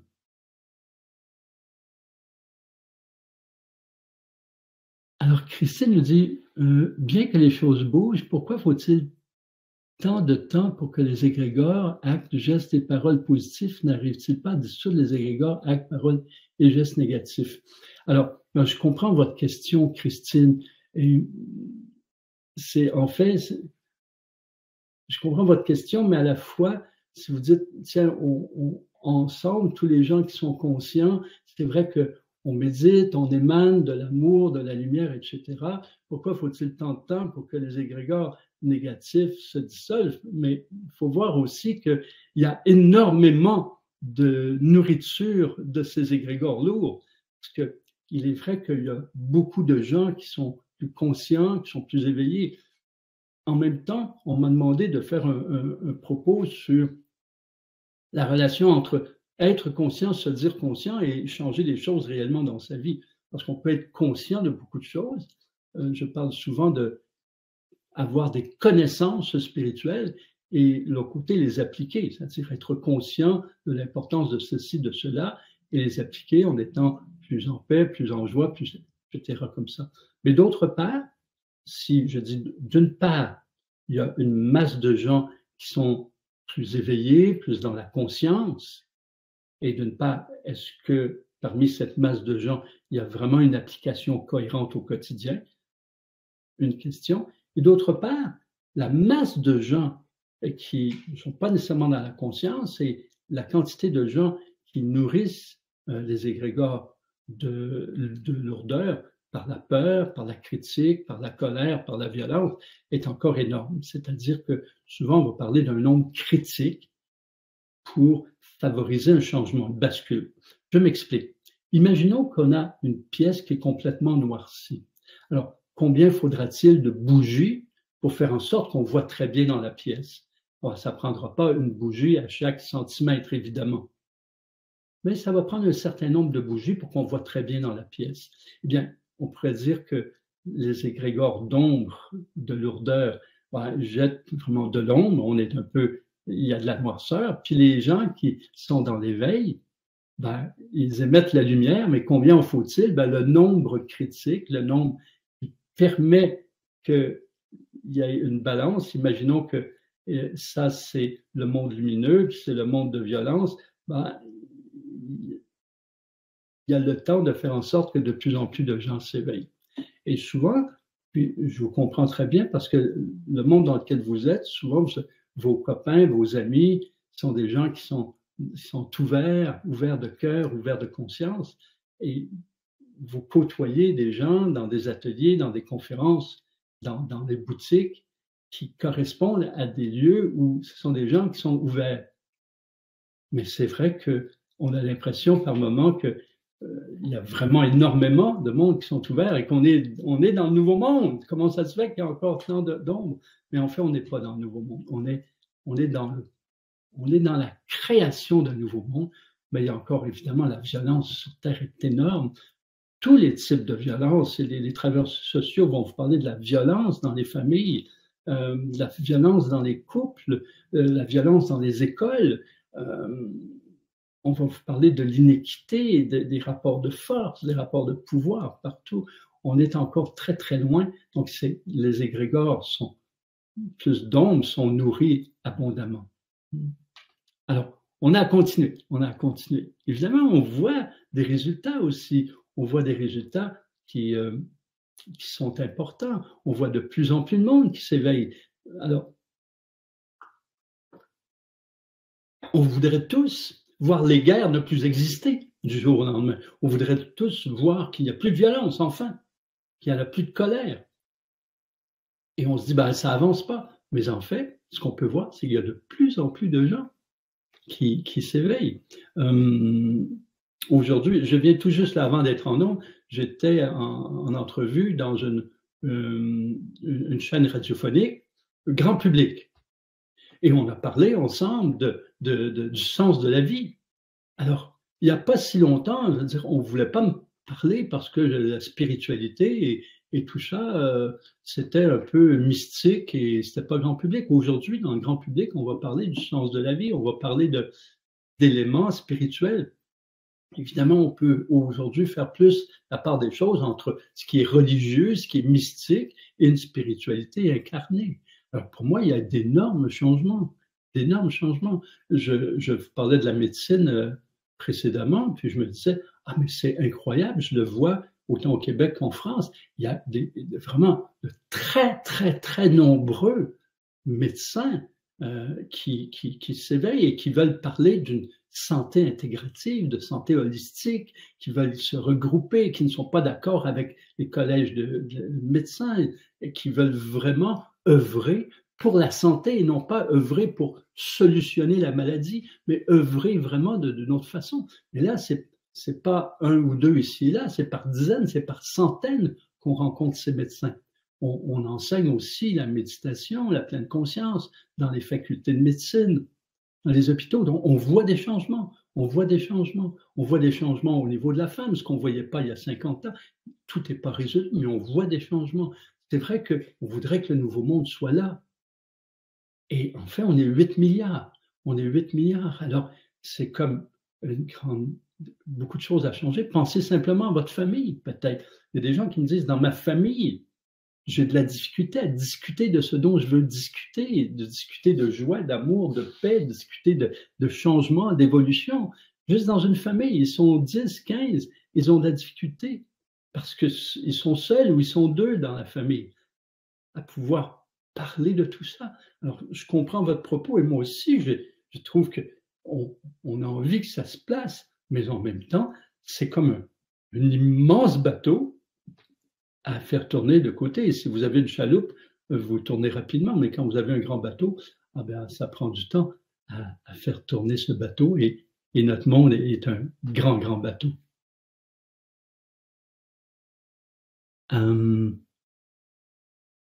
Dans un quotidien bien rempli, quelquefois je perds la volonté ou l'envie de méditer, alors même que j'ai fait l'expérience que quotidiennement cela m'était bénéfique. Que puis-je faire de simple et rapide pour retrouver le chemin? Alors, c'est une bonne question. C'est une question qu'on me pose souvent avec des mots différemment, où on parle de « on n'a pas le temps ». C'est un monde bien rempli. C'est un monde, curieusement, je dis curieusement, alors que toute l'évolution technologique, scientifique fait en sorte qu'on devrait avoir plus de temps. Vous rappelez, je me rappelais quand j'étais à l'université, mes travaux, il fallait aller faire de la dactylographie. Donc, si je faisais des erreurs que je voulais reprendre, je pouvais changer une page, mais il fallait redactylographier toute la page. Maintenant, on change un mot, ça va vite, on est avec les ordinateurs, mais c'est partout pareil. Tout peut simplifier, mais à la fois, on se donne des défis encore plus grands, parce que si on a tant d'outils pour simplifier la vie, avoir plus de liberté, c'est évident qu'on en a moins. Le temps passe plus vite, on est tout le monde plus occupé et on veut en faire plus aussi. Donc là, les gens me disent, j'ai pas le temps de méditer et je comprends. En même temps, quand on prend le temps de méditer, on s'aperçoit que l'état que l'on gagne, que l'on va créer par la méditation, va nous faire sauver du temps dans la journée. C'est-à-dire quelquefois, un état de paix, un état de légèreté va faire en sorte qu'on va parler différemment avec un collègue et ça va sauver un petit conflit et ça va sauver une problématique. On va s'apercevoir que quelquefois on est plus éveillé et qu'on va comprendre mieux quelque chose. Ça va nous prendre moins de temps à le résoudre. Ce serait vraiment intéressant d'arriver à faire des études où, par exemple, chez les gens qui prennent 15 minutes pour méditer le matin, combien de temps ils vont gagner juste par l'état dans lequel ils sont et les attitudes et les comportements qui sont favorisés par cela. Mais je vous conviens, je vous comprends très bien. Donc, je vous ai pas parlé de méditer pendant des heures, j'ai parlé de 15 minutes. 15 minutes. Alors, prendre pour le moins 5 minutes pour se centrer. Moi, ce que je suggère, c'est faites le processus d'équilibre énergétique, vous pouvez le faire en 10 minutes, et méditer au moins 10 minutes. Ça va vous prendre 20 minutes. Mais quelquefois, préparer votre café et faire tout ça, ça prend 20 minutes. Alors, on a des choix à faire. Dans la journée, si on oublie la méditation, si on oublie ce qui favorise le bien-être, alors on va se rendre compte que de toute façon, on a des choix. Parmi toutes les activités que vous avez à faire, vous avez fait des choix. Très souvent, les choix pour vous, pour votre bien-être, pour votre santé, eh bien, sont faits lorsqu'on est obligé. lorsque vous sentez mal, vous allez prendre du temps peut-être pour aller avoir un soin énergétique ou un soin d'ostéopathie ou un soin d'un médecin. Très souvent, l'être attend d'être mal. Et on s'aperçoit que si l'être pouvait prendre le temps avec lui-même, eh bien, peut-être qu'il se rendrait là moins souvent, moins longtemps. Alors, mais cette équation-là, elle est difficile à évaluer. Ce que je vous propose, c'est de plus de regarder qu'est-ce qui fait en sorte dans votre vie que vous vous sentez mieux. Il est intéressant de parler à des gens très âgés, leur parler de s'ils pouvaient revenir un peu en arrière, qu'est-ce qu'ils changeraient? Et quelquefois, cette course effrénée des activités fait en sorte qu'on se perd de vue. Prenez le temps de voir, puisque vous faites des choix entre des activités qui sont extérieures, eh bien, parmi ces activités, il y en a pour vos méditations, concentration, intériorisation, prendre du temps pour respirer. Alors, essayez de voir qu'est-ce que vous voulez vraiment. Pendant 2 années, j'ai demandé à toutes les conférences et tous les ateliers que j'ai faits, j'ai demandé aux gens, qu'est-ce qui était le plus important pour eux dans la vie? Et les gens me répondaient, là, c'était la même chose partout dans tous les pays, la paix, la joie, l'amour. Alors je leur disais, ça, ce sont des sensations que vous ne pouvez retrouver qu'à l'intérieur de vous. Alors, c'est intéressant qu'on se dise, tiens, que je cherche dans la vie, ce sont des éléments qui sont à l'intérieur de moi. Donc, tout ce qui est contact avec moi, connexion avec moi-même, ça répond à ce que je cherche. Alors que toute cette course effrénée extérieure n'y répond pas. Alors, essayez de vous trouver 15 minutes en choisissant qu'une autre activité, vous ne la ferez pas parce que vous vous êtes priorisé. Il n'y a pas de recette magique. Luce nous dit comment trouver le juste milieu dans ce monde chaotique dans lequel on vit. Alors, évidemment, le juste milieu, ça dépend de chaque personne. Qu'est-ce que le juste milieu? On en parlait jusqu'à un certain point avant. Qu'est-ce que le juste milieu entre ce que vous faites à l'extérieur de vous et ce que vous faites pour vous? Quel est le juste milieu entre la prévention, par exemple au niveau de la santé, et le côté curatif? Quel est le juste milieu entre le travail intellectuel et l'aspect physique et l'aspect subtil? Mais ça dépend jusqu'à quel point on le fait. Et c'est en termes de qu'est-ce qui est important pour vous. Moi, ce que je suggère souvent, c'est donnez-vous un objectif de vie. Qu'est-ce que vous voulez atteindre d'ici la fin de votre vie? Alors, certains pourraient répondre, moi, ce que je veux atteindre, c'est un état de paix continue. Un autre va dire, moi, ce que je veux atteindre, c'est un état de joie plus continu. Un autre va dire, moi, je veux atteindre un état d'amour inconditionnel. Et un autre pourrait dire, tiens, moi, ce que je veux atteindre, c'est tant de millions de dollars ou d'euros. Chacun est libre de ses choix. Mais en fonction de ses choix, eh bien, vous pouvez prendre des décisions au quotidien. Alors, le juste milieu, ça peut dépendre aussi de votre alignement. Qu'est-ce que vous voulez atteindre? Et après, vous pouvez regarder vos décisions et dire, est-ce que, parmi les décisions que je prends, je nourris la voie vers ce que je veux atteindre? Et là, ça va vous permettre d'avoir un milieu. France me dit, je médite sur ma santé qui a été fragile depuis 2 ans. Suite au décès de mon mari, je me pose la question, je travaille à la maison et je me demande, dois-je laisser tout de côté, tout vendre? Je me pose souvent la question, mais je n'ai aucune réponse. Besoin de clarté, de guidance. En fait, déjà dans votre propos, il y a des thèmes différents. Vous nous parlez d'une santé qui a été fragile depuis 2 ans. Bon, il y a le départ de votre mari, donc vous vous sentez seul. Peut-être, je ne sais pas si j'interprète. Et vous parlez de vendre la maison et de tout vendre. J'essaie de trouver une ligne continue, qu'est-ce qui relie tous ces aspects. Alors, on peut l'imaginer une, vous vous sentez fragile, votre mari n'est plus là pour s'occuper aussi de la maison avec vous, vous avez plus de responsabilités tout seul avec la maison et vous voulez être bien. Alors, vous vous demandez si vous voulez tout vendre, quelque chose comme ça. Alors, En fait, ce qui est intéressant, c'est que bien qu'on ait tous appris à faire devant une décision les plus et les moins, les avantages, les désavantages, il est aussi intéressant d'aller à l'intérieur de soi et d'imaginer. Alors, ce que je vous propose, France, c'est prenez un moment d'intériorisation, prenez le temps de vivre ce moment lorsque vous êtes plus tranquille, plus reposé. Puis dans l'intériorisation, imaginez pour un moment que vous maintenez la maison. Faites juste imaginer. Ne faites pas les plus et les moins, les avantages, les désavantages. Faites juste imaginer que vous vivez dans votre maison telle que c'est actuellement.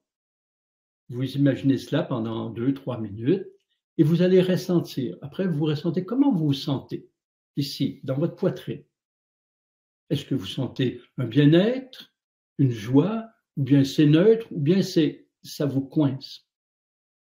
Puis, vous imaginez que vous avez quitté cette maison. Après ça, évidemment, vous quittez cette maison pourquoi? Vous allez vivre avec d'autres personnes ou vous allez vivre quelque part si vous vendez votre maison. Donc là, il va y avoir eu un choix. Imaginons par exemple que vous avez choisi de prendre un appartement qui a moins d'exigences. Alors là, dans la deuxième partie, vous vous voyez dans un appartement. Vous voyez vivre, vous vous imaginez, même si vous ne connaissez pas l'appartement, vous imaginez comment c'est dans l'appartement, ce que vous avez à faire dans cet appartement. Vous ne comparez pas à ce que vous avez à faire de moins ou de plus. Vous vous imaginez. Et puis là, vous allez poser votre attention sur les sensations. Est-ce que c'est une sensation de joie, d'effervescence, ou neutre, ou de contraction? Si, par exemple, vous aviez aussi la possibilité d'aller vivre avec d'autres personnes, ben, vous pouvez faire la même chose. Vous allez imaginer que vous vivez avec ces autres personnes. Et en fait, vous allez avoir des signaux à partir de l'état de bien-être versus de mal-être qui est ici. Si vous avez du bien-être, eh bien, ça vous indique que la perspective là vous correspond parfaitement. Mais attention, vous pourriez avoir du bien-être sur les 2 ou 3 possibilités. Et ça voudrait dire, finalement, que les 3 possibilités sont parfaites pour vous et le choix de changer ou pas n'est pas significatif dans votre bien-être extérieur. Si c'est neutre, c'est parce que ça n'a pas un impact. Si c'est lourd, ça veut dire que cette possibilité-là ne correspond pas pour vous. Par exemple, si vous voyez vivre dans la maison, ça commence à être lourd et oppressant, mais c'est un signal qui vous dit que ce n'est pas tout à fait juste pour vous. Alors, ce qui est intéressant, c'est vraiment que les sensations au niveau du haut de la poitrine et non pas au niveau du plexus solaire, parce que là, ça serait des sensations émotionnelles qui seraient reliées, par exemple, à des pleurs ou des blessures. Est-ce que vous me suivez bien? Alors, je ne pourrais pas prendre toutes les questions. Il est déjà passé 1h30, ça fait plus d'1h30 qu'on est ensemble. Je n'ai pas encore 2 questions. Et après ça, ben, je vais vous donner un autre rendez-vous bientôt pour qu'on puisse continuer. L'intention est aussi dans l'auto-guérison. Nécessairement, c'est dirigé vers nous uniquement.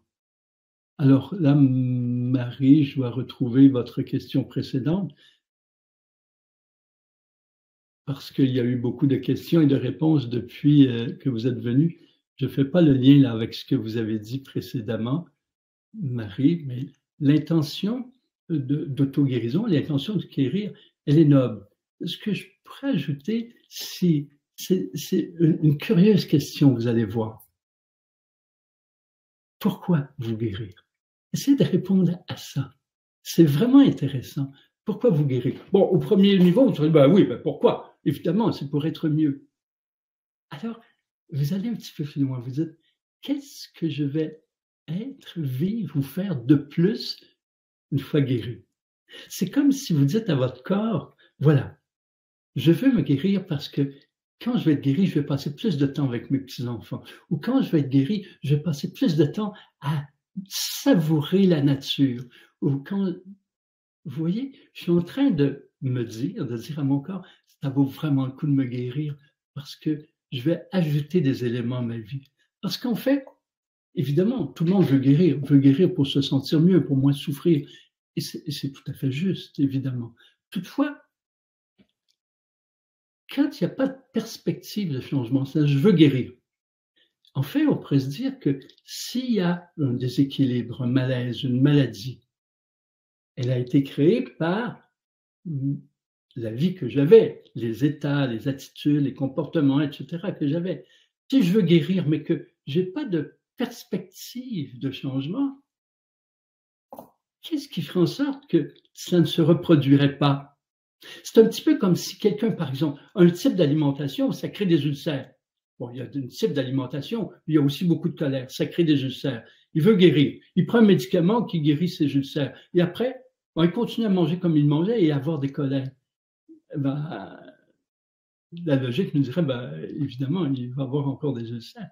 Alors, l'idée, c'est de se dire, tiens, qu'est-ce qui crée mes colères? Une insatisfaction. Alors, je vais ajouter dans ma vie quelque chose qui me satisfait et qui va faire en sorte que je vais réduire mes colères, mais je vais modifier mon alimentation.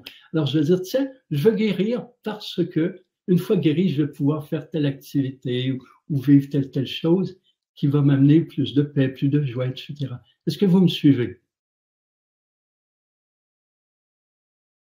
J'essaie de retrouver où j'étais. Alors, une dernière question. J'avais dit que je prenais une dernière question. Ariane, que faire dans le climat de guerre actuel avec toutes ces horaires? Les prières du Dalai Lama et des bouddhistes n'ont pas empêché le génocide tibétain. Je ressens de la colère et je me demande ce que je fais sur cette planète. Eh bien, si vous êtes sur cette planète, c'est que votre âme, votre esprit ont choisi de s'incarner pour ce que vous pouvez vivre et ce que vous pouvez créer, ce que vous pouvez contribuer à faire. Vous savez, je vais prendre la même question que vous posez, je vais la mettre dans un autre contexte. Il y a des gens parmi vous, des femmes, des hommes, qui sont vraiment de très belles personnes et qui ont donné le meilleur d'eux-mêmes à leurs enfants et pourtant, leurs enfants vivent des choses difficiles, peut-être sont violents, etc. Alors, vous savez, le Dalai Lama, les Tibétains ont émané l'amour. J'en ai parlé tout à l'heure. Il y a en parallèle, on émane l'amour et en parallèle, il y a tous ces films de guerre et tout ce monde inéquitable et tout qui ne change pas. Donc, il se peut que le fait qu'ils aient émané l'amour, mettons qu'il y a ce déséquilibre-là. Vous voyez, ça ici, c'est le monde violent et ça, c'est le monde amoureux. Imaginons que leur prière, tout ce qu'ils font, leur méditation, augmente le niveau d'amour puis diminue un peu le niveau de violence. Mais vous ne voyez pas la différence.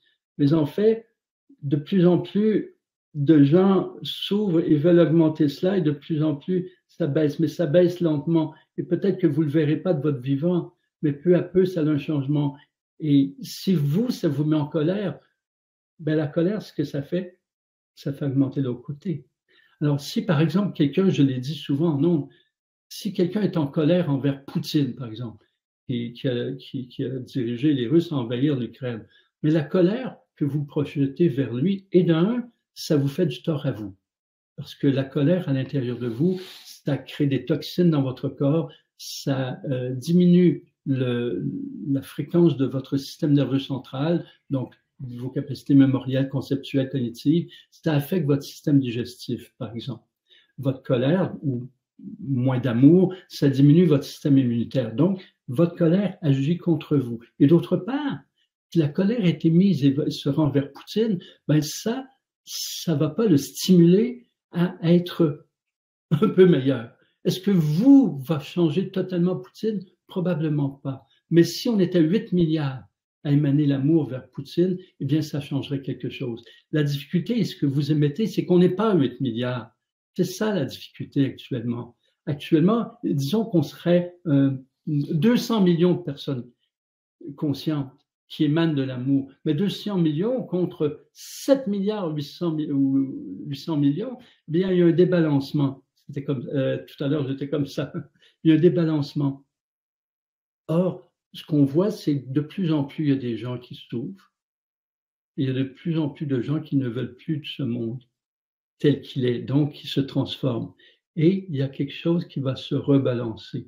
Or, on est les pionniers. Vous, moi, tout le monde qui est là sont les pionniers. Si nous, on se décourage, eh bien, ça fait juste comme, où j'en suis dans mes mains, ça fait juste comme augmenter le... voyez ce que je veux dire? Vous comprenez au-delà des mots, comprenez. Alors, les résultats sont pas immédiats, et c'est vrai. Et souvent, je donne l'exemple que dans un passé lointain, créer une cathédrale comme la grande cathédrale de Barcelone, la Sagrada Familia. Écoute, ça fait combien d'années? Plus de 100 ans. Eh bien, les gens qui ont commencé à la construire, dont le grand idéateur, eh bien, il est décédé, il n'a pas vu le résultat, mais il y croyait tellement qu'il a mis tout son cœur. Et puis, il y a des constructeurs, des bâtisseurs qui ont mis tout leur cœur à faire en sorte que cette Sagrada Familia puisse grandir. Mais ils n'ont pas vu le résultat. Et aujourd'hui, on voit le résultat. Nous, qui n'y avons pas participé, on voit le résultat et on s'en réjouit. Bien, ça, c'est vrai à tout niveau. C'est vrai à tout niveau. Aujourd'hui, nous, on voit des résultats sur certains éléments auxquels on n'a pas participé, mais on participe à quelque chose dont les résultats seront plus tard. Et on s'unit, on se donne la main pour continuer à œuvrer, en s'encourageant les uns les autres. Et c'est pour ça que j'essaie de parler en nombre pour dire on s'encourage, on se donne la main, c'est ce qu'on veut, on n'aura pas le résultat tout de suite. Toutefois, le Dalai Lama nous dit, comme tous les maîtres, le véritable résultat, c'est la voie pour y arriver. C'est la joie que vous créez en vous, en participant à la paix, en participant à l'unité, même s'il n'y a pas de résultat. Le résultat, c'est une satisfaction profonde, une joie, un amour qui est là en vous. Voilà. Je suis désolé pour toutes les questions et qui sont là. Très bientôt, je vais poser une autre date et on va continuer de se parler parce que là, ça fait déjà 1h45 qu'on est en ligne et voilà. Je vais aller prendre un petit peu d'eau et je vais aller continuer, comme vous tous, vous allez continuer votre parcours. Je vous souhaite une belle fin de soirée. Vous êtes en Europe, une belle fin de soirée. Il est déjà à 19h42. C'est peut-être le temps pour vous d'aller manger, d'aller prendre votre dîner. Une belle fin de journée pour les gens qui sont au Québec. Il est 13h42. Avez-vous pris votre déjeuner? Peut-être que c'est le temps de manger un petit peu et vivre cette belle journée.